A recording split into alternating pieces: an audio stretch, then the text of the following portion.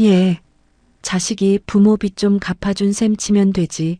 가족끼리 야박하게 뭔 돈을 받니? 그냥 없던 일로 하자. 친정엄마가 암으로 돌아가시며 피토하듯 남겨주신 사망보험금 1억 원. 그 피눈물 같은 돈을 뺏어가 놓고 안면을 싹 몰수하는 시어머니와 남편의 뻔뻔함에 제 이성은 끊어져 버렸습니다.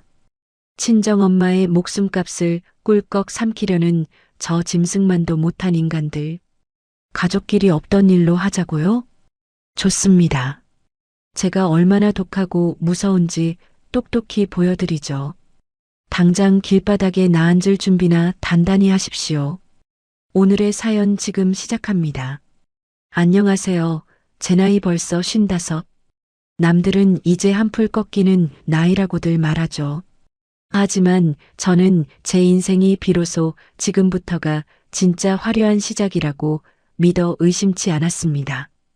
25이라는 이른 나이에 없는 살림에 시집와서 정말 뒤도 안 돌아보고 앞만 보고 달렸거든요. 아들, 딸 연년생으로 낳아 기르면서도 직장 생활 한 번 쉬어본 적이 없습니다. 남들은 독종이라고 손가락질했을지 몰라도 저는 제 새끼들 남부럽지 않게 번듯하게 키워내는 게 지상 최대의 목표였어요.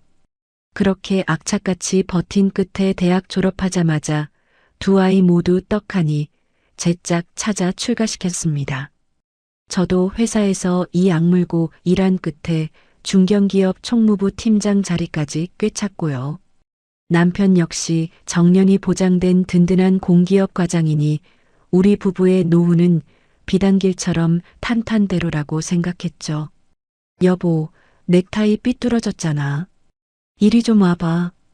아침부터 왜 이리 부산스러워. 오늘 본사에서 감사 나오는 날이라며. 옷매무새 단정하게 하고 가. 알았어, 알았어. 참, 나 오늘 저녁 먹고 들어갈 거야. 오늘도 회식이야? 부서에 신입 들어왔는데 부장님이 소고기 쏘신다네. 빠질 수가 있어야지. 당신은 저번 건강검진에서 간 수치 조금 높게 나왔으니까 술 적당히 마셔. 이제 나이가 50이 넘었는데 몸 좀 사려야 할 거 아니야. 아따, 아침부터 잔소리는. 내가 알아서 적당히 마실 테니까 걱정 마셔. 누가 잔소리하고 싶어서 해? 다 당신 걱정돼서 하는 소리지. 당신이나 나나 이제 다 큰 애들 뒷바라지도 끝났잖아. 이제 우리 둘만 오붓하고 재밌게 살면 되는데 당신이 덜컥 아프면 어떡해. 그래, 내 말이 그 말이야. 이번 주말에는 우리 둘이 차 몰고 저기 외곽에 바람이나 쐬러 가자. 진짜지? 나중에 딴소리하기만 해봐. 사나이가 한 입으로 두 말하냐. 남편과 이렇게 실없는 농담을 주고받으며 출근 준비를 하는 평온한 아침. 이 소소한 일상이 제겐 그 무엇과도 바꿀 수 없는 가장 큰 행복이었습니다. 결혼 초창기에는 얄미운 시누이와 기센 시어머니 때문에 남몰래 눈물 훔친 날도 많았죠. 하지만 그건 대한민국 며느리라면 어느 집에나 있는 잔파도 같은 거라고 여겼습니다. 무엇보다 제게는 든든한 버팀목인 친정엄마가 계셨으니까요. 일찍 아버지를 여의고 평생 홀몸으로 식당 주방 일을 전전하며 저 하나만 바라보고 살아오신 우리 불쌍한 엄마. 이제는 제가 번듯하게 자리 잡았으니 우리 엄마 남은 인생 호강시켜드릴 일만 남았다고 굳게 믿고 살았습니다. 엄마는 평생 제게 짐이 되기 싫다며 몸이 아파도 아프다는 내색 한번 시원하게 안 하시는 분이었죠. 엄마, 나야. 우리 딸. 밥은 먹었어? 엄마 목소리가 왜 그래? 감기 걸렸어? 아니야, 그냥 좀 체했나 봐. 체해? 명치 끝이 꽉 막힌 것처럼 답답하고 통 소화가 안 되네. 약국 가서 소화제는 사 먹었어? 어제 저녁에 한 병 마셨지. 근데 왜 계속 아파? 혹시 식은땀도 나고 그래? 나이 먹으면 기계도 녹이 쓰는데 사람 몸뚱이는 오죽하겠냐. 자고 일어나면 괜찮아질 거야. 엄마, 미련하게 참지 말고 내일 아침에 나랑 병원 가. 됐다. 뭐하러 유난을 떨어. 바빠 죽겠는 딸내미 오라가라 하기 싫어. 병원은 무슨 놈의 병원이야. 그러지 말고 동네 내과 가서 위내시경이라도 한번 제대로 받아보자니까. 아이고, 귀찮게 늙은이가 무슨 병원을 가. 돈 아깝겠으리. 엄마, 엄마 자꾸 고집 부릴래? 딸내미 바쁜데 자꾸 신경 쓰게 해서 미안하다. 미안하긴 뭐가 미안해. 내일 아침 일찍 내가 출근 전에 엄마 집으로 먼저 갈 테니까 외출할 준비하고 있어. 알았어. 아침밥 절대 먹지 말고 속 비워놔, 알았지? 알았다니까 녀석아. 그렇게 어머니의 황소고집을 꺾고 억지로 동네 내과에 모시고 갔던 날. 저는 지금도 그날 아침으로 시간을 되돌릴 수만 있다면 제 영혼이라도 팔고 싶은 심정입니다. 초음파 검사를 마치고 나온 내과 의사 선생님의 낯빛이 평소와 다르게 심상치 않았습니다. 은수 씨, 아무래도 어머님 모시고 큰 병원으로 가보시는 게 좋겠습니다. 네. 원장님, 그게 무슨 말씀이세요? 많이 안 좋은가요? 제가 지금 바로 대학병원 진료 의뢰서 써드릴 테니까 지체하지 마시고 오늘 당장 가세요. 선생님, 무슨 큰 병이라도 되는 건가요? 우리 엄마 어디가 어떻게 아픈 건데요? 자세한 건 큰 병원 가서 정밀 검사를 받아보셔야 정확히 알겠지만 췌장 쪽에 검은 그림자가 보이는 게 조금 의심스럽습니다. 원장님의 그 무거운 한마디에 제 심장이 발밑으로 쿵 하고 떨어지는 것 같았습니다. 췌장이라니요. 그건 드라마나 영화에서 정말 안 좋은 병에 걸렸을 때나 듣는 무서운 장기 이름이잖아요. 머릿속이 하얘져서 덜덜 떨리는 손으로 소견서를 받아들었습니다. 겁먹은 엄마의 손을 꽉 쥐고 서둘러 근처 대학병원 응급실로 미친 듯이 달려갔죠. 접수를 하고 굵은 바늘로 피를 뽑고 커다란 기계통에 들어가 CT를 찍고 숨막히는 수많은 검사가 이어지는 몇 시간 동안 엄마는 병원비가 아까운지 연신 제 눈치만 보셨습니다. 은수야. 응, 엄마 왜? 추워? 아니, 이거 검사하는데 돈 엄청나게 많이 나오지? 엄마는 지금 이 상황에 그런 소리가 나와? 나 진짜 소화제 먹으면 괜찮아질 것 같은데 네가 너무 유난을 떤다. 다 큰 딸내미 생돈 쓰게 만들어서 어떡하냐. 엄마, 돈 걱정은 제발 10원어치도 하지 마. 돈이야 내가 벌면 되는 거고 내가 다 알아서 할 테니까 엄마는 검사나 잘 받아. 미안하다, 내 새끼. 엄마가 미안할 게 뭐가 있어.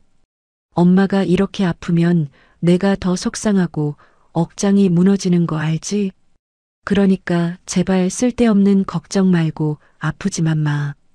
응급실 한 구석에서 초조하게 기나긴 기다림을 견뎌낸 끝에 마침내 소화기내과 담당 교수님을 마주하고 앉았습니다. 무거운 표정의 교수님 입술이 떨어지기만을 숨죽여 기다렸죠. 제발 아무 일도 아니기를, 그저 나이 들어 생긴 가벼운 궤양이나 스트레스성 위염이기를 속으로 수천 번 수만 번 간절히 기도했습니다. 보호자분 많이 놀라시겠지만 제 이야기 듣고 마음 단단히 먹으셔야겠습니다. 네. 교수님, 우리 엄마 상태가 어떤가요? 약 먹으면 금방 낫는 거 맞죠? 어머님 연세가 올해 어떻게 되시죠? 올해 73이세요. 평소에 잔병치레 한 번 없이 아주 정정하셨어요. 결과부터 말씀드리면 췌장암 말기입니다. 네. 췌장암이요? 그게 지금 무슨... 네, 유감스럽게도 맞습니다. 게다가 이미 암세포가 주변 림프절을 타고 간과 폐까지 전이가 심각하게 진행된 상태라 수술은 불가능합니다. 선생님, 그게 무슨 말씀이세요? 수술이 안 된다니요? 우리 엄마가 평소에 얼마나 건강하셨는데요. 불과 며칠 전까지만 해도 식사도 세 끼 다 잘 챙겨 드시고 동네 뒷산 산책도 다니셨어요. 방금 전까지도 그냥 체하신 거라고 소화제 먹으면 낫는다고 하셨단 말이에요. 췌장암은 원래 침묵의 살인자라고 불릴 만큼 초기 증상이 거의 없습니다.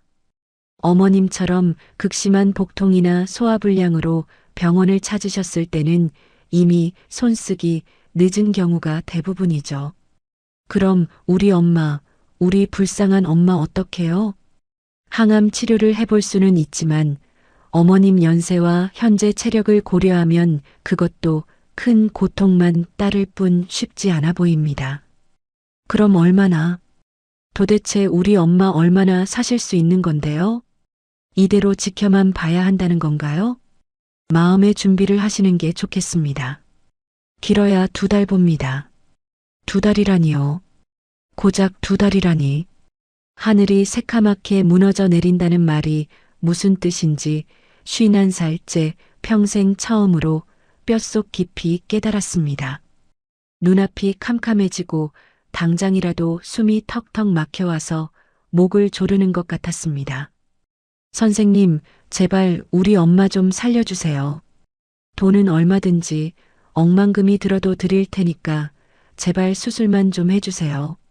제발요. 우리 엄마 평생 내 뒷바라지 하느라 고생만 한 불쌍한 사람이에요. 이제 좀 살만해졌는데 이제 나랑 해외여행도 다니고 맛있는 것도 마음껏 먹으러 다녀야 하는데. 교수님, 제발 우리 엄마 딱 한 번만 살려주세요.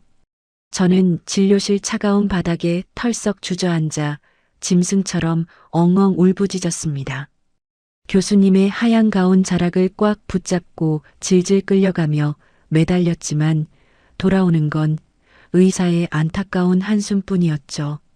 진료실 밖 대기실 의자에 멍하니 앉아있는 엄마.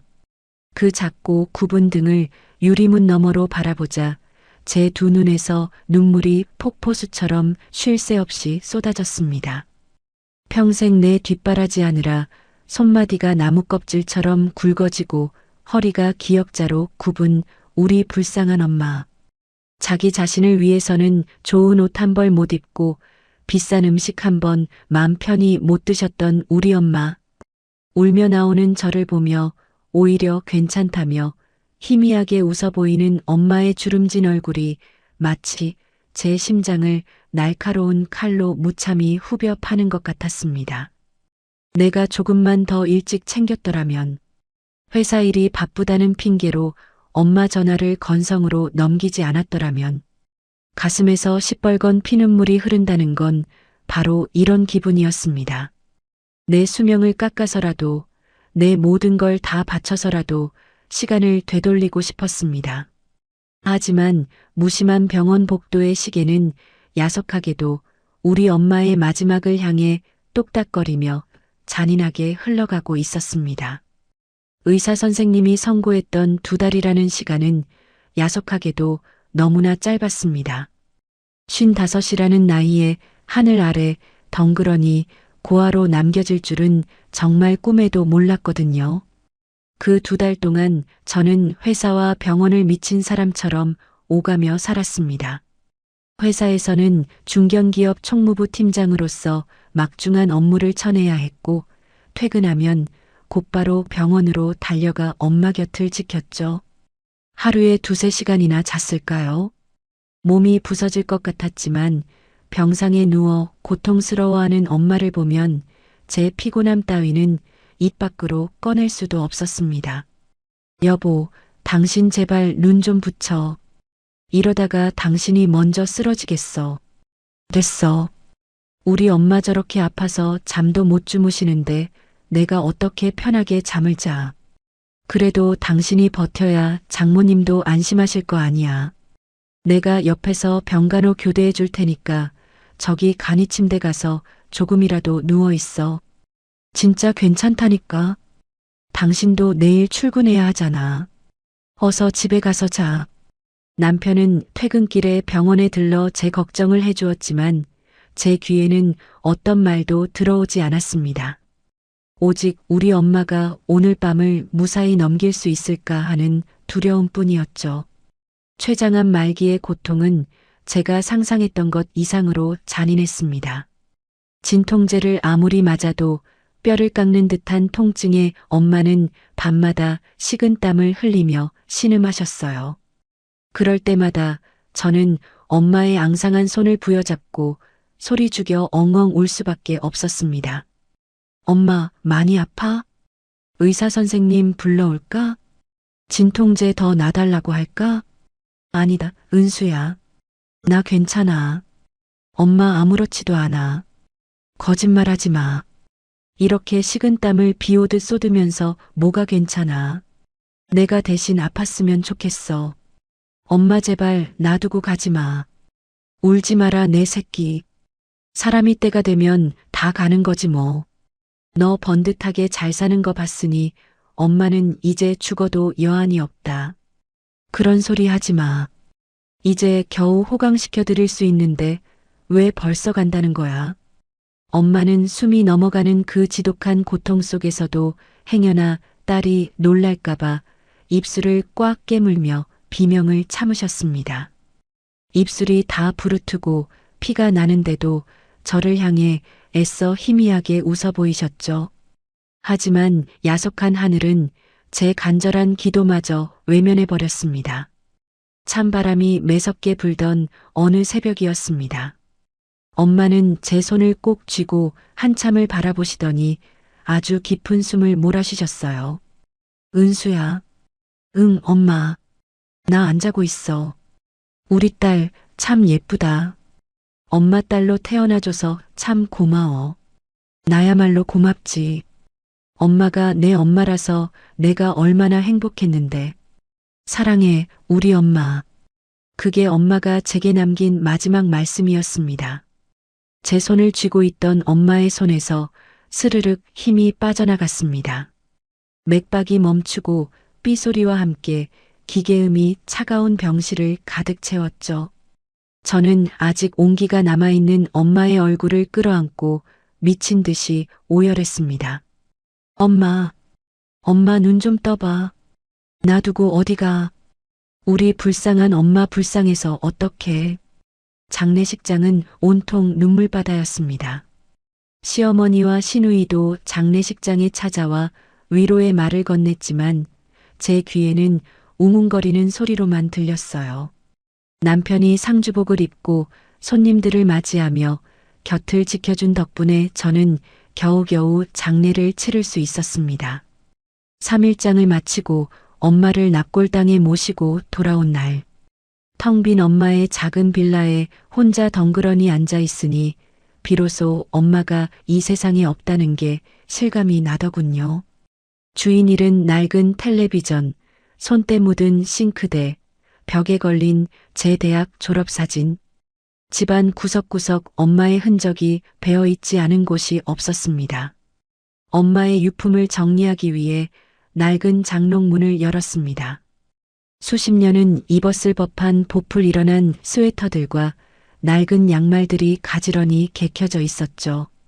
그렇게 옷가지들을 하나하나 눈물로 닦아내며 상자에 담고 있는데 장롱 맨 밑바닥 서랍에서 낡은 보자기 하나가 눈에 띄었습니다. 꽃무늬가 그려진 빛바랜 보자기였어요. 떨리는 손으로 그 보자기를 조심스럽게 풀었습니다. 그 안에는 엄마가 평생 쓰시던 낡은 가계부 한 권과 은행 통장 몇 개, 그리고 두툼한 서류 봉투 하나가 들어 있었죠. 가계부를 펼쳐보니 눈물이 왈칵 쏟아졌습니다. 단돈 10원 하나 허투루 쓰지 않고 콩나물값 두부값을 꼼꼼히 적어둔 엄마의 글씨가 빼곡했거든요. 그리고 그 두툼한 서류 봉투를 열어본 순간 저는 그 자리에 얼어붙고 말았습니다. 봉투 안에서 나온 건 다름 아닌 생명보험증서였습니다. 피보험자 이영자, 수익자 한은수, 그리고 사망보험금 1억 원. 숫자 1 뒤에 동그라미가 끝도 없이 붙어 있는 그 증서를 보고 저는 제 눈을 의심했습니다. 이게 뭐야? 엄마가 무슨 돈이 있어서 이런 큰 보험을 들었어. 증서 아래쪽에는 보험료 납입 내역이 빽빽하게 적혀 있었습니다. 매달 꼬박꼬박 30만 원씩 무려 20년 가까이 납입한 기록이었습니다. 제가 결혼하고 아이들을 낳아 기르느라 정신없이 살았던 그 긴 세월 동안 엄마는 홀로 식당 주방에서 뼈 빠지게 일하며 이 돈을 붓고 계셨던 겁니다. 손목이 시큰거리고 허리가 끊어질 듯 아파도 병원비가 아까워 파스 한 장으로 버티시던 분이잖아요. 시장 바닥에서 떠리로 파는 시든 채소만 사다 드시면서도 딸에게 남겨줄 이 돈만큼은 목숨처럼 지켜오셨던 겁니다. 게다가 가입 일자를 보니 제가 처음으로 큰아이를 임신했을 때쯤이었어요. 자신은 평생 가난하게 살았지만 딸만큼은 나중에 혹시라도 엄마 없이 혼자 남겨졌을 때 남편이나 시댁에 기죽지 말고 살라며 들어둔 방패막이 같은 돈이었습니다. 엄마, 왜 그랬어? 왜 이렇게 바보같이 살았어? 이 돈으로 맛있는 것도 사 먹고 좋은 옷도 입고 병원도 좀 다니지. 왜 나한테 이런 걸 남겨주고 가? 엄마 없이 이 돈이 다 무슨 소용이야. 저는 보험 증서를 가슴에 꽉 품어 안고 장롱에 머리를 기대며 통곡했습니다. 소리내어 울면 가슴이 찢어질 것 같아서 숨을 헐떡이며 바닥을 뒹굴었죠. 이 1억 원은 단순한 돈이 아니었습니다. 우리 엄마가 펄펄 끓는 식당 주방에서 흘린 땀방울이자 손이 퉁퉁 부르트도록 설거지하며 흘린 피눈물의 결정체였습니다. 제 목숨과도 바꿀 수 없는 세상에서 가장 무겁고 숭고한 엄마의 목숨값이었습니다. 한참을 바닥에 엎드려 목 놓아 울고 있는데 남편에게서 전화가 걸려왔습니다. 여보, 엄마 짐 정리는 다 해가? 응, 대충 끝나가. 근데 목소리가 왜 그래? 또 울었어? 장모님 좋은 곳으로 가셨을 테니까 이제 그만 울어. 나 장롱에서 뭐 하나 찾았어. 뭔데 그래? 우리 엄마가 내 이름으로 사망보험을 들어놓으셨더라고. 뭐? 보험? 사망보험금으로 1억이 나왔어. 여보, 나 이 돈 못 받아. 우리 엄마가 어떻게 모은 돈인데 내가 이걸 어떻게 받아? 수화기 너머로 남편이 크게 숨을 들이켜는 소리가 들렸습니다. 1억이라고? 장모님이 평소에 알뜰하시더니 당신 주려고 그렇게 큰 돈을 마련해 두셨구나. 당신 어머니 마음 생각해서라도 헛돼 있으면 안 되겠다. 당연하지. 이 돈은 우리 엄마 피고 살이야. 내 목숨이 붙어 있는 한 이 돈은 절대 허투루 안 써. 그래, 알았으니까 얼른 정리하고 집으로 와. 저녁 차려놓고 기다릴게. 전화를 끊고 나서도 저는 한참 동안 보험 증서에서 눈을 떼지 못했습니다. 종이 위로 후둑후둑 떨어지는 제 눈물방울이 잉크를 번지게 만들었죠. 엄마가 남겨준 이 마지막 선물을 제 품에 꽉 끌어안으며 저는 굳게 다짐했습니다. 엄마의 핏방울이나 다름없는 이 돈만큼은 그 누구도 손대지 못하게 제 목숨을 걸고 지켜내겠다고 말입니다. 하지만 그때는 미처 몰랐습니다. 우리 엄마의 이 고귀한 목숨값을 탐내는 시커먼 속내들이 제 주변을 서성이고 있었다는 사실을요. 엄마를 차가운 낙골당에 모시고 돌아온 지 겨우 몇 주가 지났습니다. 집안 곳곳에 배어있는 엄마의 흔적 때문에 저는 밤마다 소리 죽여 울며 뜬 눈으로 밤을 지새웠죠. 엄마가 제게 남겨주신 1억 원의 사망보험금은 제 통장에 고스란히 들어와 있었습니다. 통장에 찍힌 동그라미들을 볼 때마다 억장이 무너져 내려서 차마 그 돈을 쳐다보지도 못하고 있었어요. 그런데 슬픔을 추스를 새도 없이 우리 집에 한바탕 큰 난리가 났습니다. 딩동 딩동 딩동. 일요일 아침 대바람부터 미친 듯이 초인종이 울리기 시작했거든요. 문을 열자마자 평소에 허세 부리기 좋아하고 기세등등하던 시어머니가 바닥에 털썩 주저앉았습니다. 아이고, 나 죽는다. 동네 사람들, 나 좀 살려주세요. 시어머니는 현관문이 열리기가 무섭게 대성통곡을 하며 거실 바닥을 뒹굴기 시작했습니다. 머리는 산발을 하고 옷차림은 엉망인 채로 눈물 콧물을 다 쏟아내고 계셨죠. 저는 너무 놀라서 넋이 나간 채로 서 있었습니다. 어머님, 갑자기 오셔서 왜 이러세요? 무슨 일인데 아침부터 이렇게 우시는 거예요? 방에서 자고 있던 남편도 시끄러운 소리에 기겁을 하며 뛰어나왔습니다. 엄마, 무슨 일이야, 왜 이래? 남편이 놀라서 시어머니를 부축해 소파에 앉히려고 했지만 시어머니는 막무가내로 바닥에 주저앉아 가슴을 팡팡 쳤습니다. 아들아, 이 애미가 미쳤지. 내가 귀신에 홀려도 단단히 홀렸지. 이제 나 길바닥에 나앉게 생겼다. 저는 불안한 마음에 남편을 쳐다보았습니다. 당신 도대체 무슨 일인지 똑바로 말해봐. 어머님이 왜 저러시는 건데? 남편은 제 눈을 피하며 안절부절 못하더니 기어들어가는 목소리로 입을 열었습니다. 그게 말이야. 엄마가 사기를 당하셨나 봐. 네? 사기라니요? 어머님, 그게 무슨 말씀이세요? 시어머니는 제 바짓가랑이를 부여잡고 꺼이꺼이 울며 자초지종을 털어놓았습니다. 알고 보니 평소 어울려 다니던 노인정 친구가 투자회사에 돈을 넣으면 한 달 만에 원금을 2배로 불려준다고 꼬드겼다는 겁니다. 처음에는 100만 원을 넣었더니 정말로 200만 원이 돼서 돌아오지 뭐냐. 그래서 이 애미가 눈이 획 돌아갔지. 남들 다 외제차 끌고 명품 가방 들고 다니는데 나만 가만히 있으면 바보 되는 것 같잖니? 어머님, 그렇다고 거기다 생돈을 다 집어넣으셨어요? 처음에는 가지고 있던 쌈짓돈만 넣었는데 나중에는 더 큰 욕심이 나더구나. 그래서 집 담보로 대출까지 잔뜩 받고 그것도 모자라서 급한 마음에 사채까지 끌어다 썼단다. 저는 눈앞이 캄캄해졌습니다. 집 담보대출에 무서운 사채까지 손을 댔다니 정말 기가 막혀서 말이 안 나왔습니다. 그래서 도대체 빚이 얼마인데요? 원금이랑 이자 합쳐서 딱 1억이다. 1억이요? 어머님 제정신이세요? 그 큰 돈을 어떻게 하려고 사채를 쓰셨어요? 당장 모레까지 돈 안 갚으면 깡패들이 집으로 쳐들어와서 다 부숴버리겠다고 협박을 한다. 아이고, 며느라가, 나 좀 살려다오. 이러다가 나 정말 화병에 심장마비로 죽겠다. 시어머니는 엉금엉금 기어와서 제 2손을 덥석 잡았습니다. 그리고는 제 얼굴을 빤히 쳐다보며 이렇게 말씀하셨죠. 예, 은수야.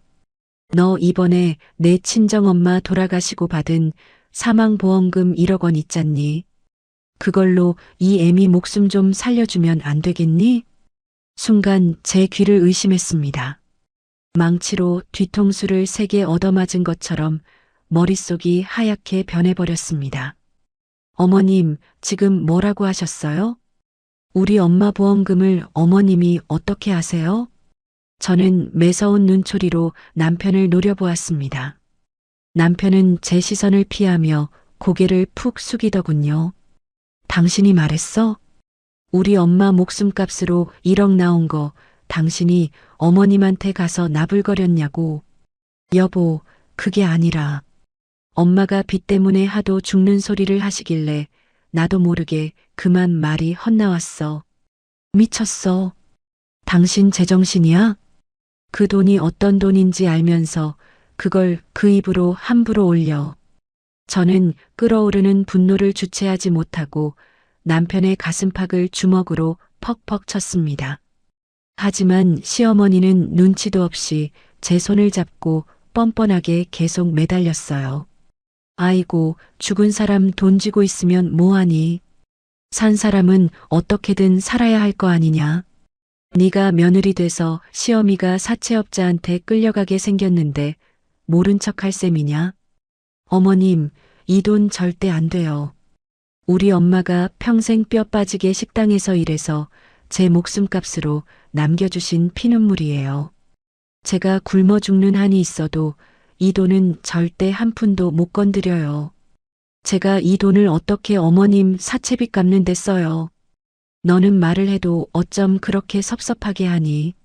내가 나 혼자 잘 먹고 잘 살자고 투자했냐? 돈 불려서 너희들 집 평수 넓혀주려고 그랬지. 정말 적반하장도 유분수지 어떻게 저렇게 뻔뻔할 수 있는지 기가 막혔습니다. 자신의 허영심 때문에 빚을 져놓고 이제 와서 자식들 핑계를 대다니요. 여보, 그냥 당신이 좀 도와주면 안 돼? 우리 엄마 진짜 길바닥에 나앉게 생겼어. 사채업자들이 집까지 찾아오면 어떡해. 자식된 도리로 우리가 모른 척할 수는 없잖아. 남편마저 제 편을 들기는커녕 시어머니를 불쌍하게 여기며 저를 설득하려고 들었습니다. 그 찌질하고 우유부단한 모습에 저는 오만정이 다 떨어지는 기분이었습니다. 자식된 도리? 그럼 당신이 대출을 받아서 갚든가 해. 왜 우리 불쌍한 엄마 핏방울 같은 돈을 당신네 모자가 탐을 내? 내가 무슨 수로 대출을 받아? 내 월급 뻔히 알면서 당신은 왜 그렇게 피도 눈물도 없이 굴어? 당신 통장에 당장 현금 1억이 있잖아. 그거 이자 쳐서 갚을 테니까 일단 급한 불부터 끄자고. 뭐? 피도 눈물도 없어? 당신이 지금 그 입으로 나한테 할 소리야? 우리 엄마 장례 치른 지 이제 겨우 일주일 지났어. 상복 벗은 지 며칠이나 됐다고 죽은 장모님 돈을 내놓으라고 난리야. 당신네들 정말 사람도 아니야. 저는 너무 분하고 억울해서 바닥에 주저앉아 짐승처럼 울부짖었습니다. 우리 엄마가 평생을 바쳐 모은 그 숭고하고 깨끗한 돈이 시어머니의 천박한 사기빚을 갚는데 거론된다는 것 자체가 엄마에 대한 지독한 모욕으로 느껴졌거든요. 하지만 시어머니는 제 눈물에도 아랑곳하지 않고 제 바짓가랑이를 더 꽉 붙잡았습니다. 은수야, 내가 잘못했다. 내가 평생 내 종노릇을 하면서라도 그 돈 꼭 갚을게. 그러니까 제발 나 한 번만 살려다오. 나 진짜 죽어버릴 거야. 시어머니는 급기야 거실 창문 쪽으로 기어가며 뛰어내리겠다는 신용까지 하기 시작했습니다. 거실은 시어머니의 악쓰는 소리와 남편의 한숨소리 그리고 제 오열로 아수라장이 되어버렸습니다. 아무리 그래도 절대 내어줄 수 없다고 이를 악물었지만 귓가를 때리는 시어머니의 발악에 제 머릿속은 점점 터질 것처럼 아파져 오고 있었습니다. 거실 창문으로 뛰어내리겠다며 발악하는 시어머니를 보며 제 억장은 까맣게 타들어갔습니다. 어머님, 제발 그만 좀 하세요. 이러신다고 제가 그 돈 내어드릴 줄 아세요? 차라리 죽어버리련다. 며느리년이 시어미 죽는 꼴을 보겠다는데 내가 살아서 뭐하니? 남편은 펄쩍 뛰며 시어머니를 끌어안고 엉엉 울기 시작했습니다. 엄마, 제발 진정해. 당신 진짜 우리 엄마 죽는 꼴 봐야 직성이 풀리겠어? 어떻게 사람이 그렇게 독해? 독한 건 당신이랑 어머님이지. 방금 하늘로 떠난 장모님 목숨값을 내놓으라는 당신들이 사람이야? 저는 두 귀를 틀어막고 안방으로 쾅 문을 닫고 들어가 버렸습니다. 침대에 엎드려 밤새도록 눈물을 쏟아냈죠. 우리 불쌍한 엄마가 어떻게 모은 돈인데. 시장 바닥에서 시든 배추 주워다 끓여 드시면서 나 홀로 남겨질까봐 피눈물로 모아주신 돈인데 그 고귀한 돈을 시어머니 사기빚을 갚는 데 쓴다는 건 상상조차 할 수 없는 일이었습니다. 게다가 그 빚이 어디 병원비나 생활비였나요? 본인 허영심에 부자 되어 보겠다고 투자하다 날린 돈이잖아요. 이 돈만큼은 절대 안 된다고 수백 번 수천 번 다짐했습니다. 하지만 시댁의 지독한 괴롭힘은 그날부터 본격적으로 시작되었습니다. 시어머니는 매일같이 우리 집 현관문 앞에 주저앉아 밥 한술 뜨지 않고 곡기를 끊으셨습니다. 아이고, 내 팔자야. 내가 죽어야 이 집안이 편안해지지. 사채업자 칼에 찔려 죽으나 굶어 죽으나 매한가지다. 그뿐만이 아니었습니다. 남편은 아예 알아누워 버렸습니다. 회사에 연차까지 내고 방구석에 틀어박혀서는 끙끙 앓는 소리를 내며 저를 피 말리게 했죠. 당신 밥 안 먹어? 치워. 우리 엄마가 저렇게 굶어 죽어가는데 내 목구멍에 밥이 넘어가겠어? 당신 정말 이럴 거야? 내가 당신한테 돈을 그냥 달라고 했어? 자식된 도리로 어떻게든 갚겠다잖아. 내가 대리운전을 띄어서라도 갚을 테니까 제발 사람 목숨 하나 살려줘. 당신 어머니가 사기당한 걸 왜 우리 엄마 목숨값으로 메워야 하냐고. 나 진짜 못해. 그래, 그럼 나도 이대로 엄마랑 같이 죽어버릴 테니까 당신 혼자 그 돈 껴안고 잘 살아라. 남편은 이불을 뒤집어 쓰고 절망스러운 목소리로 쏘아붙였습니다. 며칠 밤낮을 남편과 시어머니의 곡소리에 시달리다 보니 제 정신도 점점 피폐해져 갔습니다. 출근해서도 일이 손에 잡히지 않았고 사람들의 말소리조차 웅웅거리며 멀게만 들렸죠. 사채업자들이 집으로 찾아와 행패라도 부리면 남편 직장은 어떡하나 덜컥 겁도 났습니다. 평생 가족만 보고 살아온 남편이 신용불량자가 되고 직장마저 잃게 되면 제 가정도 박살나는 거니까요. 문득 하늘에 계신 친정 엄마의 얼굴이 떠올랐습니다. 은수야, 둥글게 둥글게 살아라. 내 가정이 평안해야 엄마도 저승에서 발 뻗고 편히 자지. 항상 제 걱정뿐이던 엄마라면 이 지옥 같은 상황에서 어떻게 하라고 하셨을까요? 딸의 가정이 깨지고 사위가 사채업자에게 시달리는 걸 원치 않으셨을 거라는 생각이 들자 결국 제 마음도 한없이 약해지고 말았습니다. 일주일 뒤 저는 퀭한 눈으로 거실 소파에 남편과 시어머니를 마주 앉혔습니다. 돈 빌려드릴게요. 제 입에서 그 말이 떨어지기가 무섭게 시어머니의 두 눈이 번쩍 뜨였습니다. 정말이냐? 아이고, 우리 며느리 최고다. 내가 진짜 평생 내 은혜 잊지 않으마. 여보, 고마워. 내가 진짜 평생 당신한테 엎드려 살게. 남편도 덥석 제 손을 잡으며 눈물을 글썽였습니다. 하지만 저는 차갑게 남편의 손을 뿌리쳤습니다. 착각하지 마세요. 이건 그냥 드리는 게 아니라 정확히 빌려드리는 겁니다. 그렇고 말고. 당연히 빌리는 거지. 내가 파지를 주어서라도 꼭 갚으마. 말로만 하는 약속은 안 믿어요. 우리 내일 당장 법원 앞에 있는 공증 사무실로 가요. 공증? 그게 뭔데? 법적으로 확실하게 빚 갚겠다는 문서를 작성하고 도장 찍는 거예요.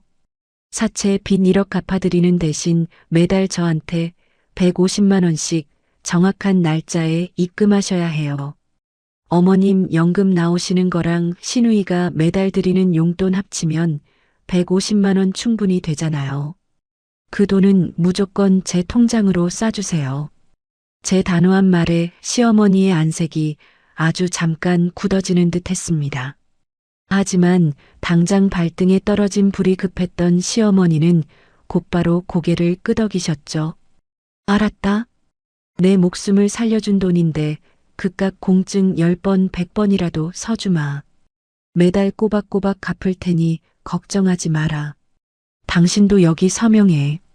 어머님이 못 갚으시면 당신 월급에서 무조건 깔 거니까. 알았어, 알았어. 당연히 그렇게 해야지. 당신 마음 다치게 해서 정말 미안해. 다음 날 우리는 법원 앞 공증 사무실에 마주 앉았습니다. 차가운 사무실 책상 위로 계약서 한 장이 놓였습니다. 1억 원을 빌려주고 매달 150만 원씩 상환한다는 조건이 명확하게 명시된 서류였죠. 시어머니는 벌벌 떨리는 손으로 서류에 인감도장을 찍었습니다. 그 붉은 도장이 하얀 종이에 찍히는 소리가 제 가슴을 쿵쿵 내리치는 것만 같았습니다. 그리고 은행으로 가서 시어머니의 빚쟁이들에게 1억 원을 모두 이체하던 그 순간 제 손가락은 사시나무 떨리듯 덜덜 떨렸습니다. 통장에 찍혀 있던 1억 원이라는 숫자가 한순간에 0원으로 바뀌는 걸 보니 눈물이 앞을 가려 화면이 보이지 않았습니다. 엄마, 미안해. 엄마가 나 지켜주려고 뼈 빠지게 모은 돈인데 내가 못 지켰어. 근데 엄마, 나 너무 힘들어서 견딜 수가 없었어. 미안해, 엄마. 은행 화장실 변기를 붙잡고 한참을 구역질하듯 울어버렸습니다. 돈을 송금받은 사채업자들의 빚독촉이 멈추자 집안에는 언제 그랬냐는 듯 평화가 찾아왔습니다. 시어머니는 매일같이 전화를 걸어와 제 비위를 맞췄습니다. 우리 착한 며느리, 밥은 먹었니? 내가 오늘 반찬 좀 해갈 테니까 퇴근하고 일찍 와라. 남편 역시 퇴근길에 제가 좋아하는 과일이나 케이크를 사오며 콧노래를 불렀죠. 여보, 오늘 하루도 고생 많았어. 어깨 좀 주물러 줄까? 그들의 가벼운 미소와 홀가분한 표정을 볼 때마다 저는 가슴 한구석에 커다란 구멍이 뚫린 것처럼 시리고 아팠습니다. 시어머니가 눈물을 닦으며 찍었던 그 도장의 약속이 제대로 지켜지기만을 바랄 뿐이었습니다. 제발 우리 엄마의 피눈물이 헛되지 않기를. 매달 들어올 150만 원으로 우리 엄마의 흔적을 다시 모을 수 있기를 간절히 바라고 또 바랐습니다. 기다리고 기다리던 첫 달 입금일이 다가왔습니다.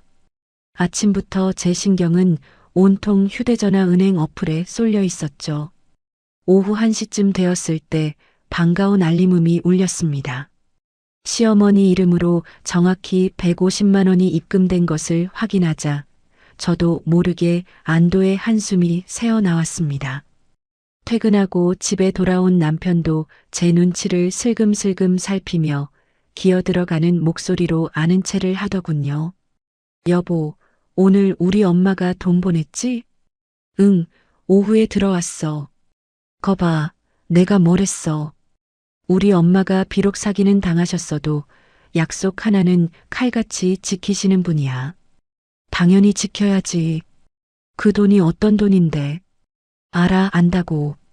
앞으로도 매달 꼬박꼬박 들어올 테니까 이제 마음 좀 풀어. 남편의 넉살 좋은 미소에 저도 속으로 아주 조금은 위안을 삼았습니다. 그래, 사채업자한테 시달리며 길바닥에 나앉는 것보다는 이렇게라도 조금씩 돌려받는 게 나을지도 모른다고 애써 제 자신을 다독였죠. 이 돈을 한 푼 두 푼 다시 모아서 우리 엄마의 흔적을 되살릴 수만 있다면 그걸로 충분하다고 생각했습니다. 하지만 그 얄팍한 안도감은 채 한 달을 가지 못했습니다. 두 번째 달 상환일인 15일이 되었습니다.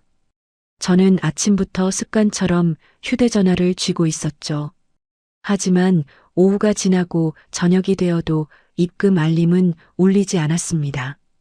밤 12시가 넘어가도록 통장 잔고는 100원짜리 하나 변동이 없었죠. 깜빡하셨겠지. 나이 드신 분이니까 날짜를 하루 정도 착각하셨을 수도 있어.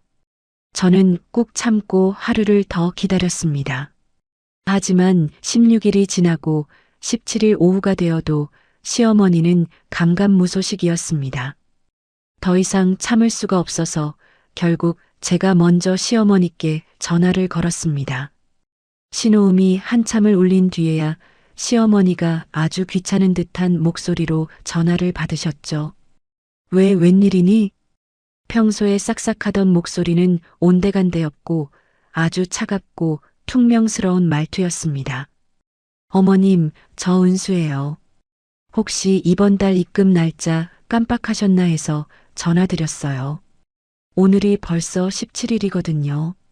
수화기 너머로 시어머니가 쯧쯧하고 혀를 차는 소리가 아주 선명하게 들렸습니다. 아유, 며느리라는 게 시어미 안부 전화는 안 하고 돈 내놓으라고 독촉 전화부터 하니? 네. 어머님, 그게 무슨 말씀이세요?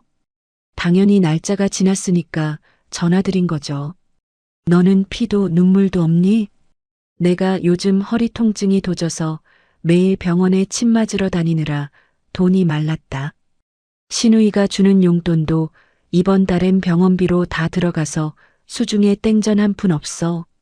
저는 순간 뒤통수를 한 대 세게 얻어맞은 기분이었습니다. 어머님, 돈이 없으시다니요. 공증까지 다 서놓고 이제 와서 이러시면 어떡해요. 그 돈 우리 엄마 사망보험금이라고 제가 수백 번 말씀드렸잖아요. 제 목소리가 높아지자 시어머니도 지지 않고 큰 소리를 치기 시작했습니다. 예. 자식이 부모 빚 좀 갚아준 셈 치면 되지. 가족끼리 야박하게 뭔 돈을 받니? 네. 자식이 부모 빚을 갚다니요? 그게 지금 어머님 입에서 나오실 소리예요? 그럼 아니냐? 내가 남도 아니고 내 남편 낳아준 친어미인데 며느리 돈 좀 쓰면 안 돼? 너 그렇게 매정하게 돈돈거리면 천벌 받는다. 세상 어느 며느리가 시어미 목구멍에 피를 말리니. 저는 너무 기가 막혀서 헛웃음이 다 나왔습니다. 고작 2달 만에 본색을 드러낸 시어머니의 뻔뻔함에 온몸이 부들부들 떨렸습니다. 어머님, 천벌은 어머님이 받으셔야죠. 어떻게 우리 엄마 목숨값을 뺏어가 놓고 그런 막말을 하세요. 당장 돈 보내세요. 안 보내시면 저도 가만히 안 있을 거예요. 아이고, 내 맘대로 해라. 배째라 배째. 돈 없다는데 어떡할 거냐. 법대로 하든지 말든지 마음대로 해. 가족끼리 삭막하게 계약서 나부랭이 들이밀지 말고 그냥 없던 일로 하자. 뚜뚜뚜. 시어머니는 할 말만 쏟아내고는 일방적으로 전화를 툭 끊어버렸습니다. 없던 일로 하자. 그 한마디가 제 귓가를 맴돌며 제 심장을 날카롭게 후벼 파고 있었습니다. 우리 엄마의 처절한 피눈물을 엄마가 죽으면서 남긴 그 숭고한 사랑을 한순간에 휴지 조각으로 만들어버린 겁니다. 분노로 눈앞이 하얗게 전멸하는 것 같았습니다. 그날 저녁 남편이 퇴근하고 현관문을 열자마자 저는 남편의 멱살을 틀어쥐었습니다. 당신 엄마 당장 전화하라고 해. 이게 도대체 무슨 수작이야? 남편은 깜짝 놀라 눈을 동그랗게 뜨며 제 손을 떼어내려 쩔쩔맸습니다. 여보, 왜 이래? 무슨 일인데 또 소리를 지르고 난리야? 당신 엄마가 방금 나한테 뭐라고 했는지 알아? 돈 못 주겠대. 가족끼리 자식이 부모 빚 갚은 셈 치고 그냥 없던 일로 하재. 당신이 지금 당장 전화해서 돈 내놓으라고 당장 소리쳐. 저는 미친 사람처럼 악을 쓰며 남편의 가슴을 퍽퍽 때렸습니다. 그런데 제 화에 놀라 싹싹 빌 줄 알았던 남편의 입에서 나온 말은 저를 더욱 깊은 절망의 늪으로 밀어 넣었습니다. 아, 진짜. 여보, 당신도 참 너무 빡빡하게 굴지 마. 뭐?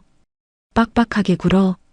남편은 짜증 섞인 한숨을 푹 쉬더니 오히려 저를 나무라듯 말했습니다. 우리 엄마 수입이라고는 연금 쥐꼬리만큼 나오는 게 전부잖아. 그 노인네가 당장 갚을 돈이 어디 있겠어. 이번 달은 병원비로 돈이 좀 모자라셨나 보지. 그게 지금 할 소리야? 안 갚겠다고, 배째라고, 없던 일로 하자는 사람 편을 지금 당신이 드는 거야? 가족이잖아. 가족끼리 돈 좀 못 갚았다고 그렇게 사채업자처럼 닥달해야 속이 시원해? 우리 엄마 늙고 불쌍하잖아.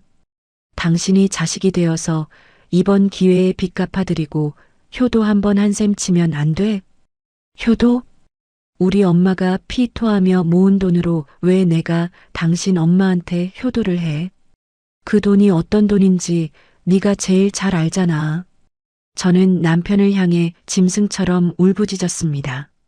하지만 남편은 진절머리가 난다는 표정으로 고개를 저었습니다. 그놈의 엄마 목숨값 소리 좀 그만해. 장모님 이미 돌아가셨잖아. 산 사람은 살아야 할 거 아니야. 당신 돈 잘 버니까 1억 정도는 나중에 우리가 또 모으면 되잖아. 그냥 내 얼굴 봐서라도 우리 엄마 불쌍하니까 한 번만 져줘라. 응? 남편의 그 말이 제 귓가를 때리는 순간 저는 뺨을 세게 얻어맞은 것처럼 숨이 턱 막히며 제자리에 멈춰 섰습니다. 거칠게 몰아쉬던 숨소리조차 멎어버렸습니다. 핏대가 서며 끓어오르던 분노가 거짓말처럼 차갑게 식어내리는 기분이었습니다. 아, 이 인간들은 애초에 갚을 생각이 없었구나. 나를 속이고 죽은 우리 엄마를 농락하며 그 돈을 삼켜버릴 작정이었구나. 내 슬픔과 내 엄마의 희생은 이기적인 이 모자에게는 그저 공짜 돈 1억 원으로밖에 보이지 않았던 겁니다. 나와 평생을 약속한 남편마저 철저하게 저들의 편이었습니다. 슬픔조차 말라붙어버린 가슴 속에서 무언가 팽팽하게 당겨져 있던 끈 하나가 툭 하고 끊어지는 소리가 선명하게 들렸습니다. 머릿속이 믿을 수 없을 만큼 맑아지고 차가운 얼음물이 심장으로 쏟아져 내렸습니다. 그래, 너희들이 감히 우리 엄마의 피눈물을 없던 일로 만들겠다고. 그 차가운 침묵 속에서 저는 입술을 꽉 깨물었습니다. 비명조차 나오지 않는 서늘한 정막만이 우리 집 거실을 가득 채우고 있었습니다. 아, 이 인간들은 애초에 돈을 갚을 생각이 없었구나. 어젯밤 남편의 그 뻔뻔한 대답을 듣는 순간 제 가슴 속에서 무언가 툭 하고 끊어지는 소리가 났습니다. 그날 밤 저는 단 한 방울의 눈물도 흘리지 않았어요.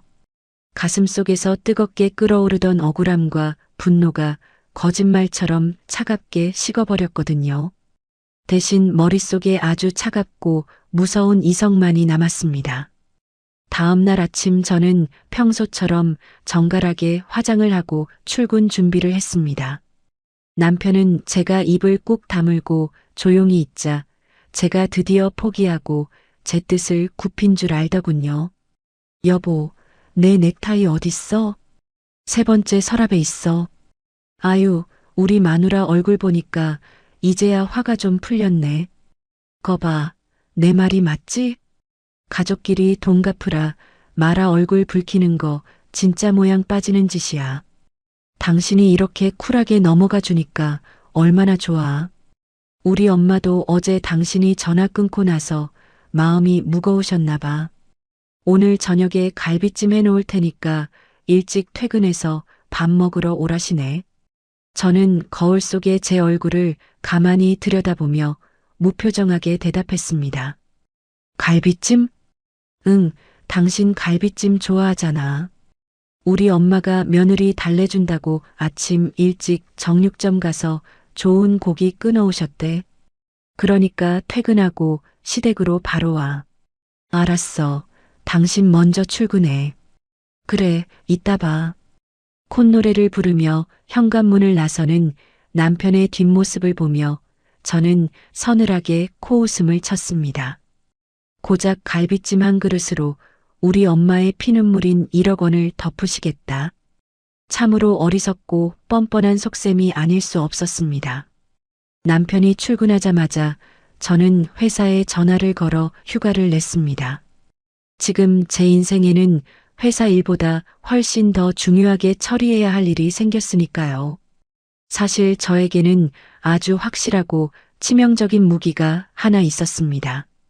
바로 시어머니가 20년 넘게 떡하니 깔고 앉아 있는 그 30평짜리 빌라였죠. 그 집, 남편이나 시어머니 집이 아니라 제 이름 석자가 또렷하게 박힌 제 단독명의 집입니다. 제가 25애 된 나이에 시집 올 때 남편은 정말 아무것도 없는 빈털터리에 홀어머니까지 모셔야 하는 처지였죠. 시댁에서는 신혼방 하나 얻어줄 돈이 없어서 한숨만 푹푹 쉬었습니다. 그때 제 친정엄마가 시장 바닥에서 평생 고생하며 뼈 빠지게 모은 돈 5천만 원을 제 손에 쥐어주셨습니다. 엄마의 그 뭉클한 사랑 덕분에 은행 빚을 조금 보태서 제 명의로 샀던 집이 바로 그 빌라였습니다. 결혼 초에는 저희 부부와 시어머니가 그 집에서 옹기종기 모여 살았죠. 하지만 아이들이 태어나고 집이 비좁아지면서 저희가 대출을 끼고 아파트로 분가해 나왔습니다. 그때 시어머니가 눈물을 뚝뚝 흘리며 갈 곳 없는 늙은이 길바닥에 나앉게 생겼다고 통곡을 하셨습니다. 마음 약한 저는 결국 제 명의의 그 빌라에 시어머니를 그냥 사시게 해드렸습니다. 제가 집주인이라는 사실을 내세우지도 않았고 도배장판을 새로 해드릴 때도 늘 시어머니 마음 상하시지 않게 며느리 도리를 다하며 모셨죠. 그렇게 20년이 넘도록 시어머니는 제 집에서 본인이 주인인 양기세등등하게 살아오신 겁니다. 저는 그동안 단 한 번도 그 집을 제 마음대로 처분하겠다는 생각을 해본 적이 없었습니다. 가족이니까, 늙은 시어머니가 불쌍하니까 제가 안고 가야 할 짐이라고 여겼거든요. 하지만 제 그 착한 마음은 결국 돌아가신 엄마의 목숨값마저 떼먹으려는 뻔뻔한 칼날이 되어 돌아왔습니다. 이제 더 이상 착하고 바보 같은 며느리 노릇은 끝입니다. 저는 옷을 단정하게 차려입고 곧장 시내에 있는 이혼 전문 변호사 사무실을 찾아갔습니다. 어서 오세요, 한은수님. 자리에 앉으시죠. 변호사님, 제가 당장 이혼을 하려고 합니다. 그쪽 식구들과 완벽하게 남남이 될 수 있게 이혼 서류를 꼼꼼하게 준비해 주세요. 변호사님은 차분한 얼굴로 빈 종이를 꺼내며 제게 질문을 던졌습니다. 시어머니가 빌려간 1억 원에 대한 서류는 확실히 가지고 계시죠? 네, 여기 공증 사무실에서 도장 꾹 찍은 원본 서류입니다. 매달 갚겠다고 명시되어 있어요. 이 공증 서류로 소송을 거는 건 당연하고요.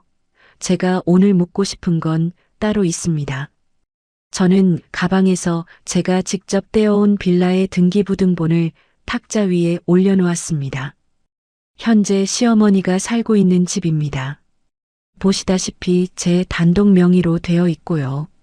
20년 전 결혼할 때 친정엄마가 주신 돈으로 제가 산 제 재산입니다. 남편이 보탠 돈은 단돈 10원 한 장 없어요. 제가 당장 오늘 이 집을 부동산에 금매로 내다 팔아버릴 생각입니다. 혹시 제가 이 집을 마음대로 처분했을 때 남편이 나중에 이혼 소송에서 자기 몫을 달라고 재산 분할 억지를 부릴 수 있나요? 제 물음에 변호사님은 등기부등본을 꼼꼼히 살피더니 아주 시원하게 고개를 저으셨습니다. 아닙니다. 결혼 초기에 친정에서 전적으로 도와주신 자금으로 형성된 부인 명의의 특유 재산입니다. 게다가 시어머니가 무상으로 거주해온 기간이 길 뿐이지 남편분이 이 집의 가치를 유지하거나 올리는데 기여한 바가 전혀 입증되지 않는다면 남편은 그 집에 대한 권리를 주장할 수 없습니다. 본인 명의의 집이니 당장 처분하시는 건 법적으로 전혀 문제가 없습니다. 부부 사이가 깨진 원인도 시어머니의 뻔뻔한 채무불이행과 남편의 방조 때문이니 저희 쪽이 아주 유리합니다. 위자료 청구까지 충분히 가능한 완벽한 상황이네요. 정말 다행이네요. 그럼 지금 당장 이혼 서류 확실하게 작성해 주세요. 저는 변호사님 앞에서 이혼 서류에 조금의 망설임도 없이 도장을 쾅 찍었습니다. 변호사 사무실을 나와 근처 찻집에 앉아 갓 뽑아온 이혼 서류와 등기부등본을 탁자 위에 나란히 올려두었습니다. 하얀 종이 위에 찍힌 까만 글씨들을 가만히 내려다보았죠. 가족끼리 없던 일로 하자고 하셨습니까? 자식이 부모 빚 갚은 셈 치라고 하셨습니까? 내 목숨보다 소중한 친정 엄마의 피눈물을 갈비찜 한 그릇에 꿀꺽 삼키시겠다니 기꺼이 그 밥상을 엎어드려야죠. 눈물이 쏙 들어가고 대신 그 자리에 서리빨 같은 도끼가 가득 찼습니다. 엄마, 하늘에서 똑똑히 지켜봐. 엄마가 평생 날 지키려고 남겨준 그 돈 그리고 엄마가 내 이름으로 만들어준 이 집. 내가 악착같이 내 권리 다 찾고 저 뻔뻔한 인간들 길바닥에 내쫓아버릴 테니까. 저는 탁자 위에 놓인 서류들을 봉투에 고이 접어 넣었습니다. 그리고 가방에서 휴대전화를 꺼내 들었죠. 시누이와 시어머니 그리고 남편이 함께 있는 가족 메시지 방을 열어보았습니다. 오늘 저녁 갈비찜 먹으러 꼭 오라는 시어머니의 뻔뻔한 글이 떡하니 남아 있었습니다. 저는 거기에 어떤 답장도 쓰지 않고 그냥 창밖을 바라보며 싸늘하게 미소를 지었습니다. 갈비찜 뼈다귀나 신나게 뜯고 계십시오. 제가 쥔 무기는 완벽했고 제 마음은 그 어느 때보다 차갑고 단단하게 굳어 있었습니다. 당장이라도 부동산으로 달려가 이 지긋지긋한 집을 처분해버릴 생각에 제 심장은 복수심으로 차갑게 뛰고 있었습니다. 사무실에서 제가 곧장 향한 곳은 시어머니가 살고 있는 빌라 단지 앞의 부동산이었습니다. 20년 전 제가 처음 그 집을 살 때 계약을 도와주셨던 사장님이 여전히 자리를 지키고 있는 곳이었죠. 유리문을 밀고 들어가자 연세가 지긋하신 사장님이 안경을 치켜 올리며 저를 반겼습니다. 아이고, 이게 누구신가? 사모님 진짜 오랜만에 오셨네요. 어쩐 일이세요? 사장님, 저희 시어머니 살고 계신 그 빌라 당장 팔려고요. 제 입에서 나온 폭탄 발언에 사장님은 깜짝 놀라며 마시던 커피를 뿜을 뻔하셨습니다. 네? 아니, 거기는 시어머님이 아주 편하게 잘 살고 계시지 않아요? 가끔 길에서 마주치면 며느리가 사준 집이라고 어찌나 자랑을 하시던지 귀에 딱지가 앉을 정도였는데 갑자기 거길 왜 파시려고요? 개인적인 사정이 좀 생겨서 급하게 목돈이 필요해졌어요. 대신 조건이 하나 있습니다. 무조건 이번 주 안에 도장 찍을 수 있게 가장 빨리 팔아주세요. 동네 시세보다 확 싸게 내놓을 테니까 대출 없이 당장 현금 융통 가능한 사람으로 찾아주세요. 부동산 사장님의 두 눈이 휘둥그레졌습니다. 그 빌라가 지은 지는 꽤 오래되었어도 역세권의 위치에서 위치가 기가 막히게 좋거든요. 게다가 요즘 재개발 소문까지 살살 돌고 있어서 매물이 없어서 못 파는 황금알을 낳는 거위 같은 동네였습니다. 그런 알짜배기 집을 시세보다 싸게 금매로 던지겠다니 사장님 입장에서는 횡재나 다름없었죠. 사모님, 지금 하신 말씀 진짜이시죠? 제가 이 동네에서 20년 넘게 중개업을 했지만 이렇게 파격적인 조건은 처음 봅니다. 당장 오늘 오후라도 집 보러 올 사람 줄을 쫙 세울 수 있어요. 아주 좋아요. 대신 집 보러 가셨을 때 그 안에 살고 있는 늙은 노인네가 자기가 집주인인 양 뭐라고 소리를 지르든 절대 신경 쓰지 마세요. 그냥 사겠다는 분 모시고 들어가서 집 구조만 싹 보여주고 나오시면 됩니다. 제가 100% 단독명의 집주인인 거 등기부등본 떼보시면 다 아시잖아요. 그럼요, 알다마다요. 제가 책임지고 당장 오늘부터 매수자들 모시고 집 보여주러 가겠습니다. 부동산에 확실하게 집을 내놓고 집으로 돌아오는 길, 제 발걸음은 허공을 나는 새처럼 가벼웠습니다. 집에 돌아오니 남편은 여전히 제가 입을 닫고 있으니 드디어 똥고집을 꺾은 줄 알고 아주 신이 나 있었습니다. 소파에 벌러덩 드러누워 텔레비전을 보며 낄낄거리고 있더군요. 여보, 밥 줘. 오늘 회사에서 김 부장 때문에 스트레스 받았더니 배가 너무 고프다. 당신도 이제 마음 다 풀렸지? 가족끼리 돈 가지고 왈가왈부하는 거 진짜 아니야. 당신이 이렇게 쿨하게 넘어가 주니까 얼마나 집안이 평화롭고 좋아. 그 돈 1억은 나중에 우리가 다시 열심히 벌어서 모으면 되잖아. 정말 뻔뻔함의 극치를 달리는 저 주둥이를 당장이라도 바늘로 꿰매버리고 싶었습니다. 하지만 저는 꾹 참고 냉장고에서 찬물 한 잔을 따라 마시며 싸늘하게 쏘아붙였습니다. 밥 없어. 알아서 차려 먹어. 뭐? 당신 오늘 휴가까지 냈으면서 집에서 밥도 안 해놓고 뭐 했어? 피곤해서 좀 쉬었어. 당신도 손발 멀쩡히 달려있으니까 배고프면 알아서 챙겨 먹든가 배달시켜 먹어. 저는 차갑게 뒤돌아서서 안방으로 쾅 문을 닫고 들어가 버렸습니다. 남편은 밖에서 투덜거리더니 결국 배달 음식을 시켜 먹는 눈치였습니다. 그렇게 일주일이라는 시간이 폭풍 전야처럼 조용하고 서늘하게 흘러갔습니다. 금요일 오후 회사에서 일을 하고 있는데 제 휴대전화가 요란하게 울렸습니다.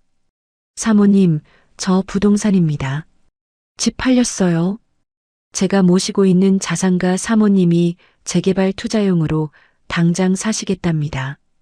가계약금 지금 바로 쏘시겠다는데 계좌번호 좀 빨리 알려주세요. 역시 입지 좋은 곳에 파격적으로 던진 급매물의 위력은 대단했습니다. 집을 내놓은 지 딱 일주일 만에 계약이 성사된 겁니다. 사장님, 잔금은 언제 치르신대요? 사시는 분이 돈이 아주 넉넉하신 분이라 다음 주 금요일까지 현금으로 한 번에 다 쏘시겠답니다. 아주 잘 됐네요. 그럼 이사 나가는 날짜는 잔금 치르는 날인 딱 2주 뒤로 못 박아주세요. 제가 그때 무슨 수를 써서라도 무조건 집을 싹 비워드리겠습니다.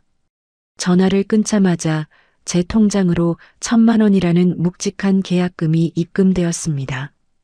이제 돌이킬 수 없는 강을 완벽하게 건넌 겁니다. 저는 가방 깊숙한 곳에 며칠 동안 고이 품고 다녔던 서류 봉투 2개를 꺼냈습니다. 하나는 남편에게 줄 이혼 서류였고 다른 하나는 우체국에 들러 시어머니 앞으로 발송할 내용 증명이었습니다. 퇴근하고 집에 돌아오니 남편이 또 소파에 누워 휴대전화로 게임을 하고 있었습니다. 저는 거실 탁자 위로 이혼 서류가 든 봉투를 매섭게 집어 던졌습니다. 탁! 무언가 무거운 것이 떨어지는 소리에 남편이 게임을 멈추고 고개를 들었습니다. 이게 뭐야? 당신 무슨 서류를 그렇게 무식하게 훌쩍 집어 던져? 열어봐. 남편은 투덜거리며 봉투를 열어 내용물을 확인했습니다.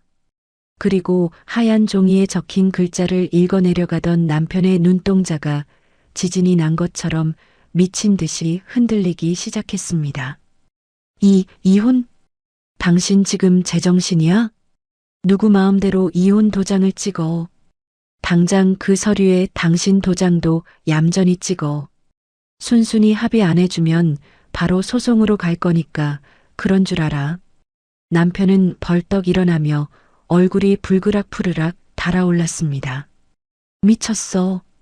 돈 1억 때문에 이혼하자는 여자가 세상에 어디 있어. 당신이 기어이 우리 집안을 풍비박산 내야 속이 시원하겠어. 저는 피식하고 서늘한 비웃음을 흘렸습니다. 돈 1억 때문에? 그게 그냥 흔해 빠진 돈 1억이니? 우리 엄마가 뼈 빠지게 일해서 남긴 내 엄마 목숨값이야. 그걸 뻔뻔하게 꿀꺽 삼키겠다는 너희 집구석 식구들이랑은 단 1분 1초도 살기 역겨워. 뭐? 너희 집구석? 역겨워? 당신 진짜 말 다 했어?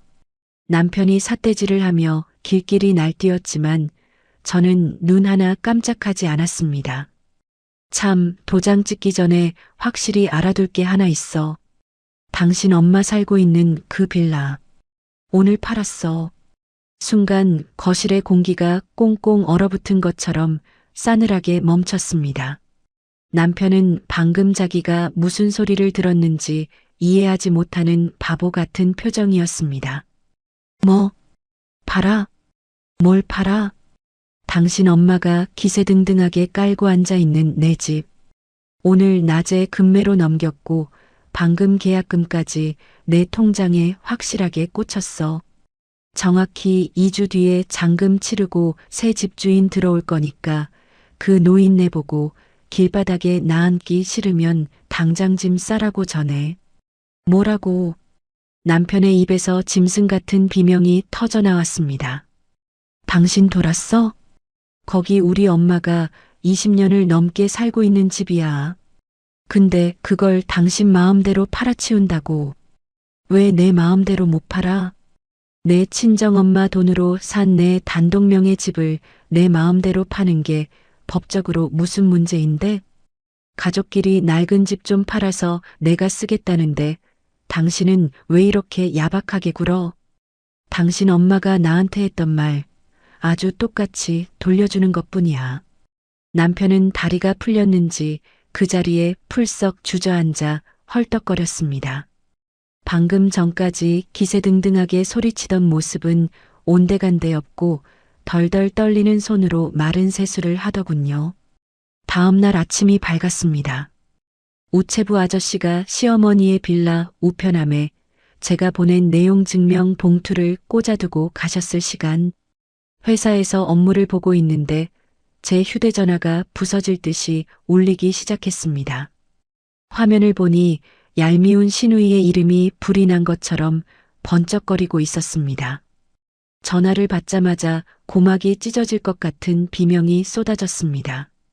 새언니, 이게 대체 무슨 짓이에요? 아침에 이상한 등기 우편이 와서 열어봤더니 2주 안에 집을 비우라고요? 우리 엄마 집을 새언니가 무슨 권리로 팔아요? 시누이의 앙칼진 목소리 뒤로는 시어머니가 가슴을 치며 통곡하는 소리가 아주 생생하게 들려왔습니다. 아이고, 동네 사람들. 며느리년이 늙은 시어미를 길바닥에 내쫓으려고 환장을 했네. 내가 억울해서 죽어버릴 거다. 저는 전화기를 귀에서 살짝 대고 아주 평온하고 나긋나긋한 목소리로 대답했습니다. 시누이, 그 집 내 이름 석자 박혀있는 내 집이야. 내 집 내가 팔아서 돈 좀 쓰겠다는데 시누이가 왜 남의 재산에 감나라 배나라 참견이니? 뭐라고요? 남의 재산? 아무리 명의가 새언니로 되어 있어도 우리 엄마가 20년을 넘게 살았잖아요. 이렇게 하루아침에 쫓아내는 게 사람 도리예요? 시누이야말로 사람 도리를 운운할 자격이 있니? 어머님이 우리 엄마 사망보험금 떼먹겠다고 나설 때 넌 옆에서 부추기지 않았어? 가족끼리 돈 가지고 치사하게 굴지 말라며? 그러니까 나도 내 재산 내 마음대로 처분하는 거니까 치사하게 굴지 말고 당장 짐이나 싸. 새언니, 당장 이 계약 취소 안 하면 우리 법대로 할 거예요. 변호사 사서 소송 걸 거라고요. 저는 참았던 웃음을 픽 하고 터뜨렸습니다. 그래, 마음대로 해. 대신 내용 증명에 적힌 날짜까지 방 안 빼면 강제 집행으로 짐 다 길바닥에 내던져 버릴 줄 알아. 어머님 혼자 짐 싸기 힘드시면 시누이가 가서 좀 도와드려. 바빠서 이만 끊는다. 뚝. 저는 미련 없이 통화 종료 버튼을 눌러버렸습니다. 전화기를 책상 위에 내려놓으니 10년 묵은 체증이 뻥 뚫리는 것처럼 온몸이 짜릿했습니다. 어머님, 2주 뒤에 봅시다. 남의 피눈물을 비웃은 대가가 얼마나 뼈아픈지 제가 똑똑히 보여드릴 테니까요. 약속한 2주라는 시간은 눈 깜짝할 사이에 지나갔습니다. 그동안 남편은 제 눈치를 보며 싹싹 빌기도 하고 소리도 질러봤지만 저는 철저하게 무시했죠. 시어머니와 시누이도 매일같이 전화를 걸어와 악을 썼지만 제 굳은 결심을 꺾을 수는 없었습니다. 드디어 잔금을 치르고 새 집주인에게 빈집을 넘겨주기로 한 결전의 금요일 아침이 밝았습니다. 저는 회사에 반차를 내고 미리 계약해둔 포장이사 센터 직원들과 함께 시어머니의 빌라로 향했습니다. 빌라 앞 골목에 도착하니 거대한 사다리차가 아주 웅장하게 자리를 잡고 서 있었죠. 현관문 비밀번호를 꾹꾹 누르고 들어가자 거실에는 기가 막힌 풍경이 펼쳐져 있었습니다. 시어머니와 시누이는 짐을 싸기는커녕 소파에 딱 버티고 앉아 팔짱을 끼고 있더군요. 심지어 남편까지 연차를 냈는지 시어머니 옆에 안절부절 못하며 서 있었습니다. 왔니? 네가 아무리 독을 품었어도 설마 이 애미를 진짜로 길바닥에 쫓아내겠냐? 우리는 단 한 발자국도 못 나간다. 시어머니는 끝까지 제가 빈 수레처럼 소리만 요란하게 치는 줄 아셨나 봅니다. 시누이도 옆에서 눈을 치켜뜨며 시어머니를 거들었죠. 새언니 진짜 너무하는 거 아니에요? 아무리 화가 나도 그렇지 늙은 노인네를 상대로 어떻게 이런 무식한 짓을 해요? 이거 엄연히 주거 침입이에요. 저는 그들의 어설픈 협박에 콧방귀를 뀌며 뒤따라 들어온 이사센터 팀장님을 향해 고개를 끄덕였습니다. 팀장님, 여기 있는 짐 싹 다 포장해서 밖으로 빼주세요. 오늘 안으로 무조건 집 비워야 합니다. 네, 사모님.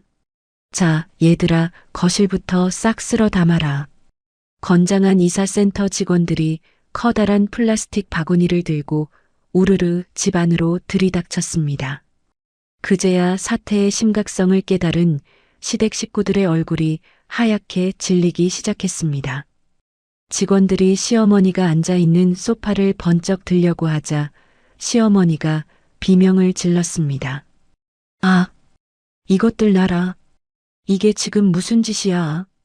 남의 귀한 살림살이에 어디다 함부로 손을 대. 시누이는 발을 동동 구르며 남편의 팔을 마구 흔들었습니다. 오빠 뭐해? 빨리 이 사람들 좀 쫓아내봐. 남편은 땀을 뻘뻘 흘리며 제 앞으로 다가와 두 손을 싹싹 빌었습니다. 여보, 내가 잘못했어. 우리 엄마가 갈 데가 어디 있다고 이래. 짐만은 빼지 말아줘. 응? 내가 앞으로 평생 당신한테 엎드려서 살게. 당장 그 돈 어떻게든 구해서 갚을 테니까 제발 이사만은 멈춰줘. 저는 싹싹 비는 남편의 손을 아주 매몰차게 뿌리쳤습니다. 비켜. 1시간 뒤에 새 집주인이 빈집 확인하러 올 거야. 그때까지 짐 안 빼면 위약금 물어줘야 하니까 방해하지 마. 여보, 비키라고 했지. 당신네들이 나한테 가족끼리 야박하게 굴지 말라며? 내가 내 집 팔아서 돈 좀 쓰겠다는데 방해하는 사람이 범죄자 아니니? 제 서리빨 같은 호통에 남편은 꿀먹은 벙어리처럼 입을 다물고 주춤거렸습니다. 직원들은 그 틈을 타서 거실 장식장부터 안방의 이불장까지 순식간에 짐을 싸서 사다리차로 실어내렸습니다. 불과 1시간도 채 지나지 않아 30평짜리 빌라는 텅텅 빈 껍데기만 남게 되었습니다. 사모님, 짐은 다 빼서 저기 1층 주차장 한 구석에 차곡차곡 쌓아뒀습니다. 이제 저희는 철수하겠습니다. 이사센터 직원들이 떠나고 빌라 앞 골목에는 시어머니의 살림살이가 산더미처럼 쌓였습니다. 장롱, 텔레비전, 냉장고 그리고 시어머니가 끔찍이 아끼던 화분들까지 몽땅 길바닥에 나앉은 꼴이었죠. 그제야 자신이 진짜 쫓겨났다는 사실을 뼈저리게 실감한 시어머니는 짐더미 주저앉아 대성통곡을 하기 시작했습니다. 아이고, 내 팔자야. 내가 며느리한테 쫓겨나서 길바닥에 나앉았네. 시어머니의 요란한 곡소리에 동네 사람들이 하나둘씩 몰려들기 시작했습니다. 20년 넘게 이 동네에 살면서 사장님 사모님 소리 듣고 살던 시어머니 체면이 말이 아니게 되었죠. 사람들이 수군거리며 쳐다보자 시어머니는 아예 바닥에 벌러덩 드러누워 제 바짓가랑이를 덥석 붙잡았습니다. 아이고, 동네 사람들아. 이 독한 며느리년이 늙은 시어미를 길바닥에 내쫓네. 내 돈 다 빼먹고 이제 와서 집까지 뺏어가는 천하의 몹쓸 년이에요. 나 좀 살려주세요. 시어머니는 제 바지를 얼마나 세게 쥐고 흔드는지 제 몸이 휘청거릴 정도였습니다. 옆에 있던 시누이도 덩달아 눈물을 짜내며 악을 썼습니다. 새언니 진짜 피도 눈물도 없어요. 우리 엄마 심장도 안 좋으신데 길바닥에서 쓰러지시면 새언니가 다 책임질 거예요? 당장 이사 짐 다시 집어넣어요. 동네 사람들의 뾰족한 시선이 일제히 저에게 쏠렸습니다. 다들 수군거리며 며느리가 너무 독하다고 욕하는 소리도 들려왔죠. 하지만 저는 눈동자 하나 흔들리지 않았습니다. 오히려 흙바닥을 뒹굴며 제 옷자락을 붙잡고 늘어지는 시어머니를 차갑게 내려다보았습니다. 저는 아주 천천히 허리를 숙여 시어머니와 눈을 맞추었습니다. 그리고 몰려든 동네 사람들이 다 들을 수 있도록 아주 또렷하고 얼음장 같은 목소리로 일갈했습니다. 어머님, 가족끼리 제 낡은 집 좀 팔아서 제가 쓰겠다는데 뭐가 문제예요? 순간 시어머니의 울음소리가 뚝 멎었습니다. 제 말뜻을 알아들은 시어머니의 얼굴이 불그락푸르락하게 달아올랐죠. 너 지금 무슨 소리를 하는 거냐? 어머님이 저한테 그러셨잖아요. 우리 불쌍한 친정엄마가 뼈 빠지게 모아서 제 목숨값으로 남겨준 사망보험금 1억 원. 그 피 같은 돈 어머님 사기빚 갚는데 뺏어가 놓고 한 푼도 못 갚겠다고 배째라고 하셨죠? 가족끼리 돈 갚으라 마라 야박하게 굴지 말고 그냥 없던 일로 하자면서요? 동네 사람들의 수군거림이 순식간에 다른 쪽으로 바뀌었습니다.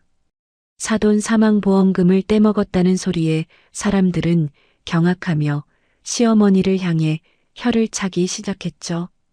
어머머, 죽은 사돈 돈을 떼먹었대. 세상에 며느리 집이면서 지 집인 척 떵떵거리고 다닌 거야? 아유, 쯧쯧쯧. 그러니까 쫓겨나도 싸지. 사람들의 질타에 시어머니는 얼굴을 들지 못하고 부들부들 떨기만 했습니다. 저는 제 옷자락을 붙잡은 시어머니의 두 손을 매몰차게 확 뿌리쳤습니다. 시어머니는 힘없이 바닥으로 나동그라졌습니다. 그래서 저도 어머님 말씀대로 가족끼리 야박하게 안굴려고 제 집 제 마음대로 팔았습니다. 어머님이 제 돈 1억 원 없던 일로 하셨으니까 저도 어머님이 제 집에 무상으로 사시던 거 그냥 싹 다 없던 일로 하려고요. 마침 저 멀리서 새 집주인이 탄 승용차가 미끄러지듯 빌라 주차장으로 들어오는 모습이 보였습니다. 저는 길바닥에 주저앉아 넋이 나간 시어머니와 파랗게 질린 남편을 뒤로 한 채 아주 우아하게 돌아섰습니다.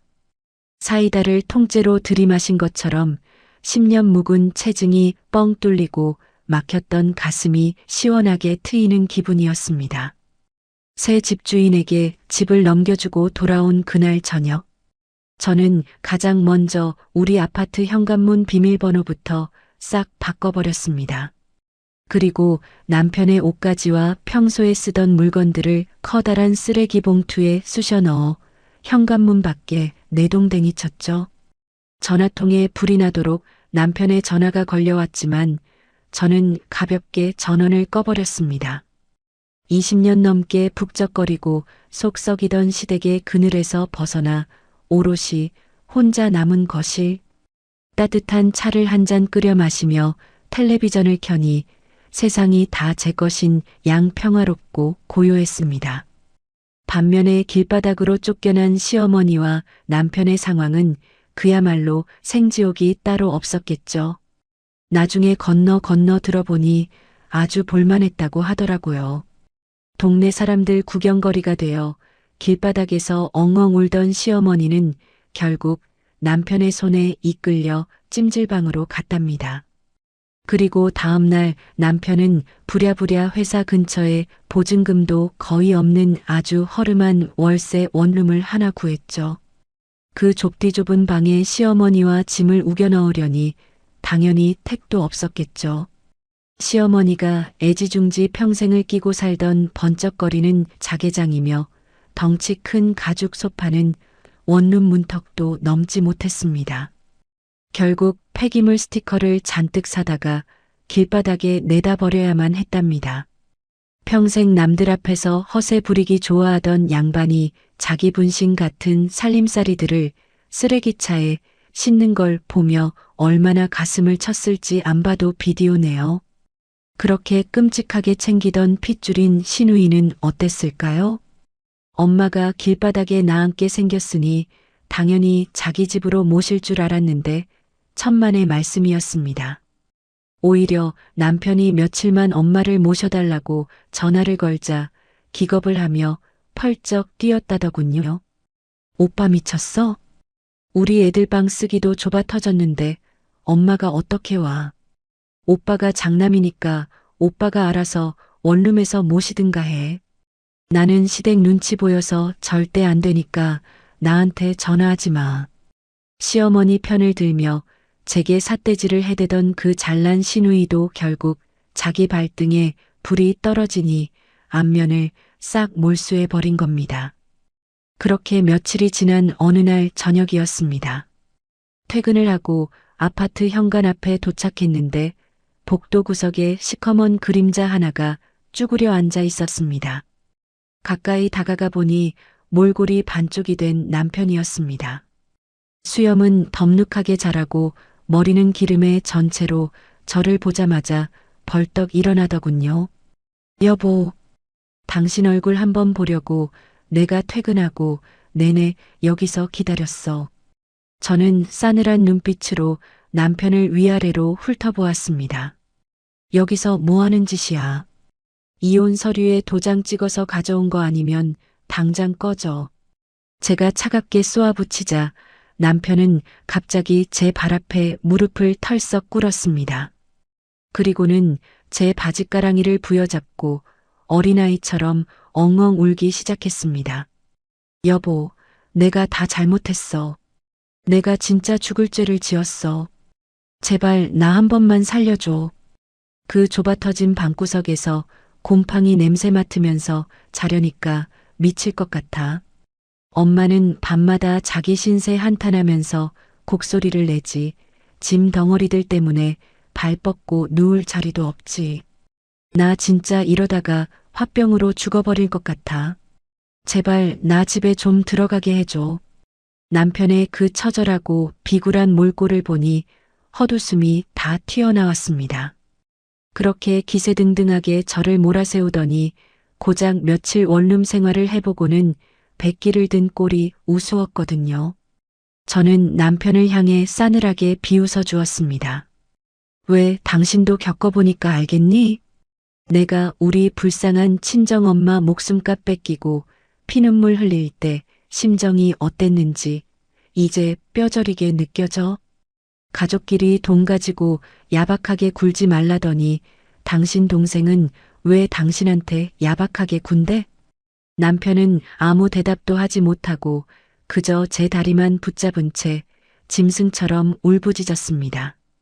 내가 미친놈이었어. 내가 엄마 말만 듣고 당신 가슴에 대못을 박았어. 당신이 하라는 대로 다 할 테니까 제발 이혼만은 하지 말아줘.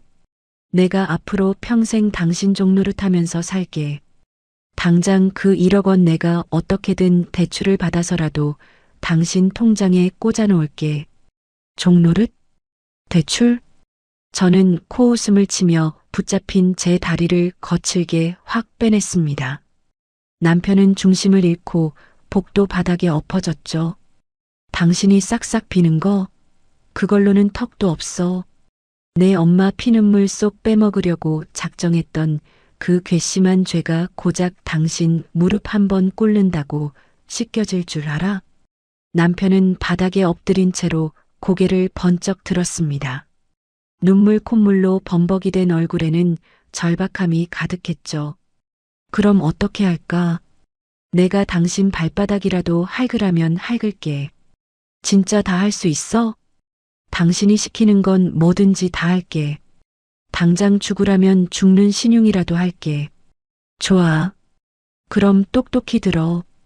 저는 바닥에 엎드린 남편을 내려다보며 아주 또렷하고 차가운 목소리로 제 참교육의 조건을 하나씩 읊어주었습니다. 첫째, 내일 당장 당신 엄마 내 집으로 데리고 와. 그리고 내 앞에 꿇어앉혀서 우리 엄마 영정 사진 앞에서 피눈물 흘리며 사죄하게 만들어.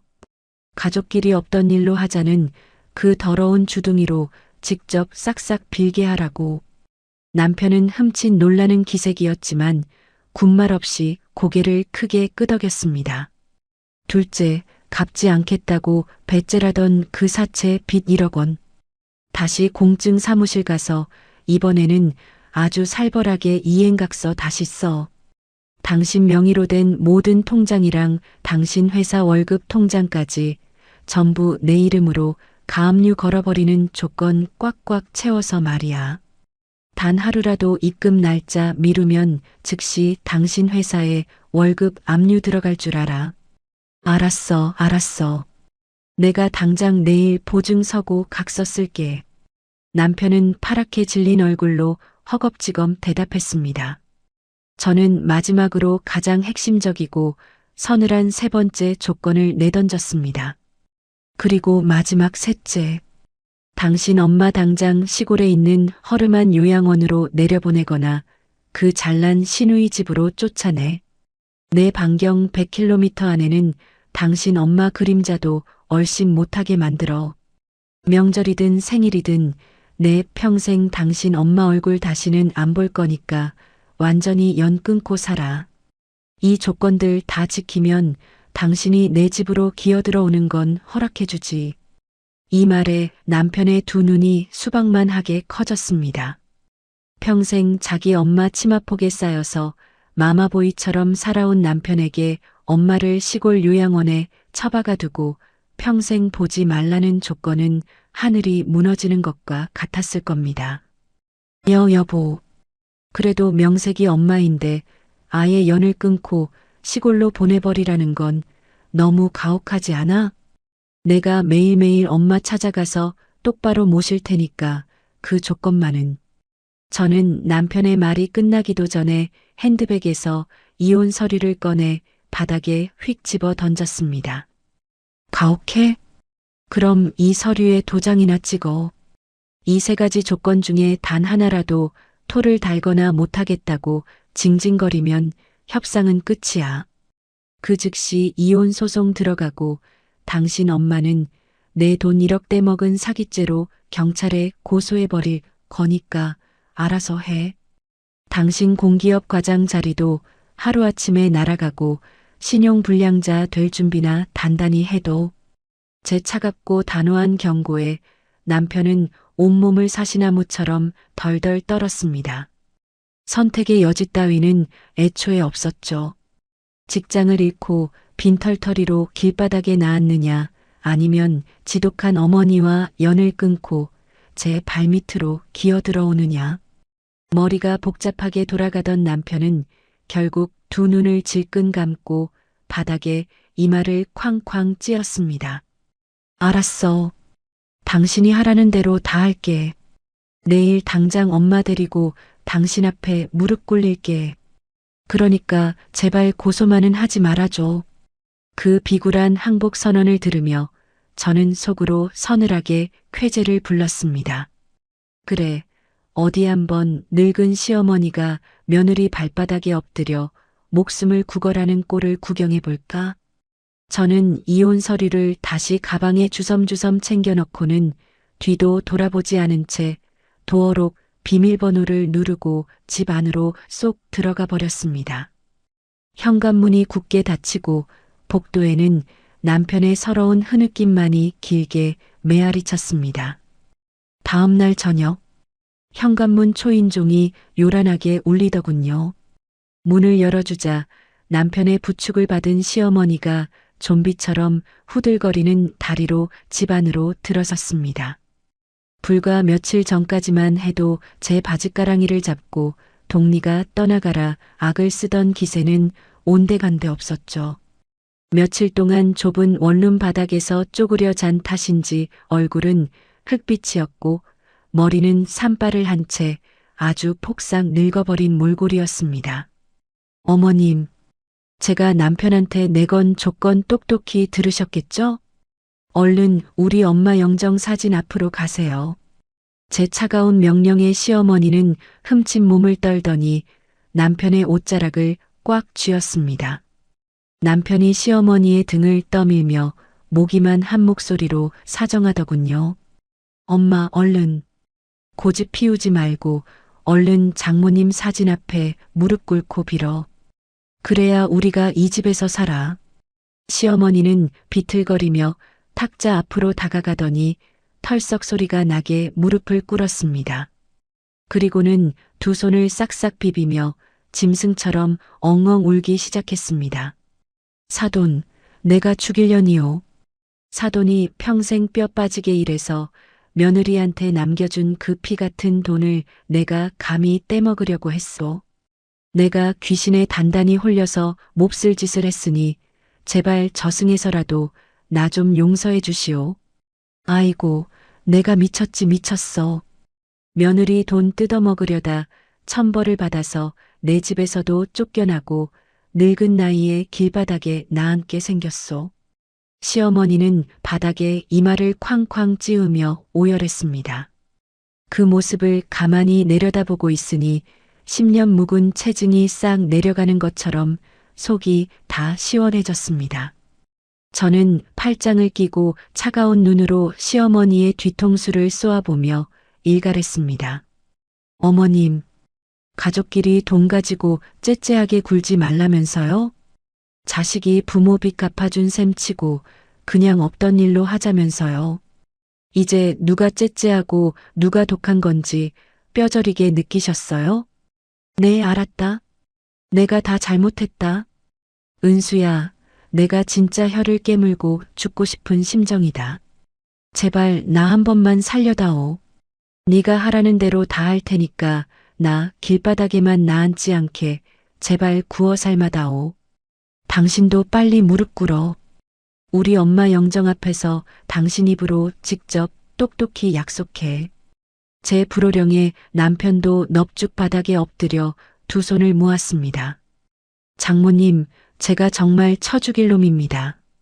제가 중간에서 똑바로 처신하지 못하고 장모님 피눈물 같은 돈을 모른 척 삼키려고 했습니다. 앞으로 평생 은수한테 납작 엎드려서 종놈처럼 기어다니며 살겠습니다. 제발 저 한 번만 용서해 주십시오. 눈물 콧물을 다 쏟으며 제 발밑에서 싹싹 비는 모자의 모습은 참으로 가관이었습니다. 하지만 저는 이 정도 눈물쇼에 호락호락하게 넘어갈 멍청한 여자가 아닙니다. 다 우셨으면 당장 일어나세요. 질질 짜는 소리 듣기 싫으니까 어제 말한 두 번째 조건 실행하러 갑시다. 우리는 그 길로 당장 어둠이 깔린 거리를 지나 늦게까지 문을 여는 법률사무소로 향했습니다. 그곳에서 아주 살벌하고 완벽한 이행각서를 새로 썼죠. 1억 원의 채무에 대해 남편을 완벽한 연대 보증인으로 세웠습니다. 매달 200만 원씩 제 통장으로 칼같이 입금하지 않으면 그 즉시 남편의 공기업 월급 통장과 퇴직금까지 모조리 가압류에 들어간다는 무시무시한 조항을 굵은 글씨로 쾅쾅 박아 넣었죠. 남편은 파랗게 질린 손으로 그 서류에 지장을 찍고 또 찍으며 벌벌 떨었습니다. 여보, 나 진짜 이번 달부터 숨만 쉬고 돈 갚을게. 그러니까 제발 내 직장에 압류 들어와서 내 모가지 날아가는 일만은 없게 해줘. 알았지? 그건 당신이 어떻게 하느냐에 달렸지. 단 하루라도 입금 날짜 어기면 합의고 나발이고 국물도 없을 줄 알아. 그리고 마지막 세 번째 조건. 그 주 주말 남편은 시어머니의 옷가지를 몇 개 챙겨서 아주 먼 지방 시골 마을에 있는 낡은 요양원으로 시어머니를 데리고 내려갔습니다. 신우이는 끝까지 자기 엄마를 모실 수 없다며 전화 한 통 받지 않고 독하게 잠수를 타버렸거든요. 결국 갈 곳 잃은 시어머니는 짐짝처럼 시골로 쫓겨내려가 평생을 그곳에서 텃밭이나 매며 살아야 하는 신세가 되었습니다. 서울에서 노인정 친구들 만나 허세 부리고 며느리 집에서 떵떵거리며 살던 화려한 시절은 완벽하게 끝이 난 겁니다. 시어머니를 시골에 처박아 두고 홀로 집으로 기어들어온 남편은 그날부로 완벽하게 제 밑에서 숨죽이며 엎드렸습니다. 여보, 내 통장이랑 신용카드까지 여기 다 있어. 앞으로 내 월급은 10원짜리 하나까지 당신이 알아서 관리해. 나는 한 달에 교통비랑 밥값만 딱 10만 원 주면 그걸로 알아서 버틸게. 당연히 그래야지. 그리고 내 눈에 흙이 들어가기 전까지 당신 엄마는 우리 집에 발도 못 들이니까 그런 줄 알아.